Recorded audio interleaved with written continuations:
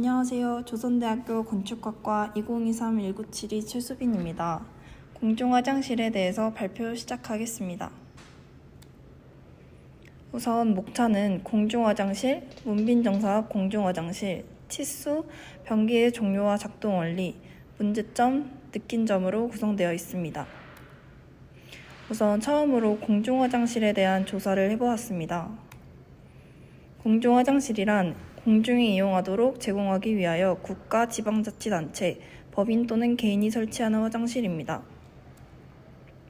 공중화장실의 구비시설로는 남녀화장실, 세면대 및 거울, 액상 비누 또는 설치형 비누, 에어타월 또는 일회용 종이타월, 어린이 화장실 또는 어린이용 변기, 기저귀 교환대, 장애인 화장실, 일회용품 자판기 등이 있습니다. 이제 제가 조사한 문빈정사업 공중화장실에 대해 발표하도록 하겠습니다. 제가 조사한 문빈정사업 공중화장실은 무등산 국립공원에 위치하고 있는데요. 설치가 된 이유는 공중화장실에 대한 법률 때문입니다. 공중화장실 등에 관한 법률 제6조 공중화장실 설치에 따르면 중앙행정기관의 장 또는 지방자치단체의 장은 제3조에 따른 장소 또는 시설에 공중화장실을 설치하거나 해당 장소 또는 시설을 소유하거나 관리하는 자에게 공중화장실의 설치를 명할 수 있습니다. 제3조 적용 범위에는 자연공원법 제2조 제1호에 따른 자연공원, 즉 국립공원이 포함됩니다. 정확한 위치는 광주광역시 동구 운림동 95-1번지이고 말 그대로 문빈정사 바로 앞에 위치해 있습니다. 무등산 국립공원 증심사 정류장에서 내려 도보 15분 정도에 위치해 있는데요. 가는 길에 볼 수 있는 계곡과 마스코트 수달, 무등산 국립공원 표시가 있습니다. 이 공중화장실은 차와 사람이 다닐 수 있는 도로 옆에 위치해 있는데요. 주변 시설로는 문빈정사, 정자, 등산화, 세척장이 있습니다. 지도를 참고하셔서 보게 되면 문빈정사가 바로 뒤에 위치하고 정자와 등산화, 세척장은 건너편에 위치합니다. 공중화장실 이용 조사를 해본 결과 이용객들은 등산객들이 대부분인데 젊은 등산객도 있지만 나이가 많으신 등산객분들이 많은 편이고 문빈정사를 이용하는 방문객이 내부 화장실을 이용하지 못하고 이 공중화장실을 사용하는 것을 알아냈습니다. 다음으로는 화장실을 이용하는 시간대를 조사하였는데요. 옆에 있는 표와 같이 아침에 이용량이 60% 정도로 가장 많고 점심과 저녁은 아침에 비해 적다는 것을 알 수 있습니다. 산이기 때문에 저녁이 됐을 때 매우 깜깜해지는 것이 이용량이 주는 이유라고 추측해 보았습니다. 또한 평일보다 주말에 이용량이 몇 배는 많았고 주말에는 아침과 점심의 이용량이 가장 많고 저녁은 아침과 점심에 비해 적은 것을 알 수 있었습니다. 다음으로 사람들이 무슨 용도로 화장실을 사용하는지 알아보았는데요. 이 화장실이 등산길 초반에 위치해 있어서 산을 올라가기 전과 내려올 때 이용하는 것 같고 또한 건너편에 있는 등산화 세척장을 들리고 청결을 위하여 오는 것 같았습니다. 위치에 따라 요구되는 점으로는 크게 생리현상, 청결, 휴식이 있는데요. 용변을 보기 위하여 존재하고 등산화 세척장 외의 청결을 위하여 존재하고 정자 앞에 위치해 있기 때문에 그 외의 휴식을 위하여 존재한다는 결론을 냈습니다. 다음으로는 공중화장실 건물 자체에 집중해서 발표를 해볼 건데요. 우선 이 공중화장실은 외부 형태가 원과 사각형이 합쳐진 모양입니다. 건물 면적은 대지 면적이 420제곱미터, 연 면적이 83.13제곱미터입니다. 또한 외부에서 측정한 층고는 땅에서 시작해서 기와지붕 아래까지인데요. 그 층고가 432cm 정도 되었습니다. 건축 구조는 철근 콘크리트조이고 바닥은 슬립으로 구성되어 있습니다.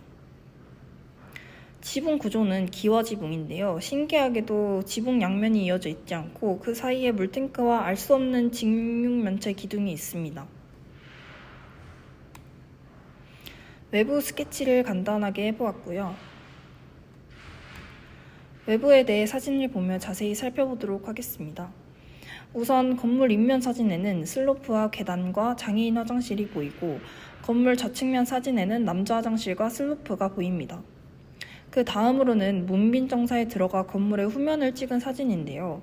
기와 지붕 사이 직육면틀 기둥이 있는 걸 볼 수 있습니다. 다음 사진은 장애인 화장실입니다. 첫 번째 사진은 기와 지붕을 자세히 찍어놓은 사진이고, 다음 사진들은 입구 1과 입구 2 그리고 안에서 본 외부 창문입니다. 외부가 신기한 구조로 되어 있는데 계단으로 갈 수 있는 입구 1과 슬로프로 갈 수 있는 입구 2를 만들어 누구나 접근할 수 있도록 만든 것 같습니다. 다음은 입구 1, 입구 2로 들어가면 바로 보이는 창문이고요. 이 사이에 있는 출입문을 통해 화장실로 들어갈 수 있습니다. 외부에 치수를 표현해 놓은 사진들이 쭉 있고요. 자세히 보시면 장애인 화장실 문의 넓이가 100 정도 되는 걸 볼 수 있고 입구들이 다 100을 넘는다는 걸 알 수 있습니다. 이렇게 치수들이 있고요. 높이는 따로 자세하게 첨부했습니다. 첫 번째는 출입문 쪽 벽이고, 두 번째는 슬로프 쪽 벽이고, 세 번째는 입구 쪽 벽으로 되어 있습니다. 다음으로는 내부에 대해 알아보도록 하겠습니다. 내부는 평면도를 만들어 표현하였는데요. 만약 외부 또는 내부 중에 이해가 안 되는 것이 있다면 이 그림을 참고하시길 바라겠습니다. 내부는 층고가 최대 290cm로 되어 있고 타일의 종류는 200각 타일로 되어 있습니다. 비누는 액상 비누로 되어 있고 손은 핸드드라이어로 말릴 수 있습니다. 또한 여자 화장실은 큐비클 11개로 구성되어 있고 남자 화장실은 큐비클 4개와 소변기 6개, 청소도구함 1개로 이루어져 있습니다. 기타 물품은 비상벨, 휴대폰 거치대, 휴지거리, 생리용품 수거함, 기저귀 교환대가 있습니다. 내부를 자세하게 살펴보도록 하겠습니다. 내부는 우선 남녀 화장실 입구와 여자 화장실 쪽 세면대와 창문, 남자 화장실 쪽 세면대와 창문이 있습니다. 큐비클은 저렇게 있고요. 자세하게 보자면 큐비클 잠금 장치, 휴지거리, 위생용품 보관대, 비상벨, 휴대폰 거치대가 있습니다. 앞 설치물들의 수치는 이렇게 나타나 있고요. 첫 번째는 휴지거리와 위생용품 수거함이고, 두 번째는 비상벨, 세 번째는 휴대폰 거치대가 있습니다. 세면대의 수치도 있는데요. 세면대의 높이는 61cm입니다. 요즘 평균 키에 비해서 낮은 걸 알 수 있습니다.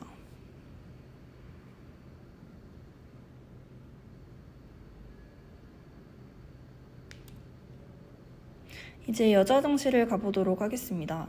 여자 화장실의 내부는 이렇게 있고요. 여자 화장실 입구에서 바라보는 곳은 두 번째 사진입니다. 세 번째 사진은 여자 화장실의 극한 쪽입니다. 여자 화장실에 창문 타입이 두 가지가 있는데 하나는 안쪽 끝벽에 있고 하나는 들어가면 바로 보이는 벽에 위치해 있습니다. 기저귀 교환대는 들어가서 오른쪽에 바로 있습니다. 여자 화장실의 내부 수치입니다. 이제 남자 화장실을 가보도록 하겠습니다. 남자 화장실 안쪽은 이렇게 생겼고 입구에서 바라본 곳은 두 번째 사진입니다. 철제 버팀대가 설치된 소변기 하나와 나머지는 일반 소변기였습니다. 남자 화장실에도 창문 타입이 두 가지가 있는데요. 하나는 안쪽 끝벽에 있고 하나는 소변기가 있는 쪽 벽에 위치해 있습니다. 소변기 쪽 창문은 환기도 잘 되고 채광이 좋은 것을 알 수 있었습니다. 남자 화장실의 내부 수치입니다.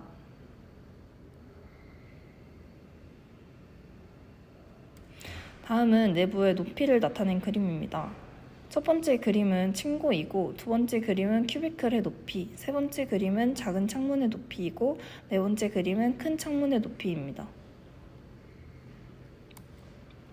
다음으로 변기에 가로, 세로 높이가 있고 물 내리는 손잡이의 치수도 있습니다. 다음으로 장애인 화장실의 내부는 이렇게 철제봉과 휴지거리, 변기로 되어 있고 아쉽게도 세면대는 찾아볼 수 없었습니다.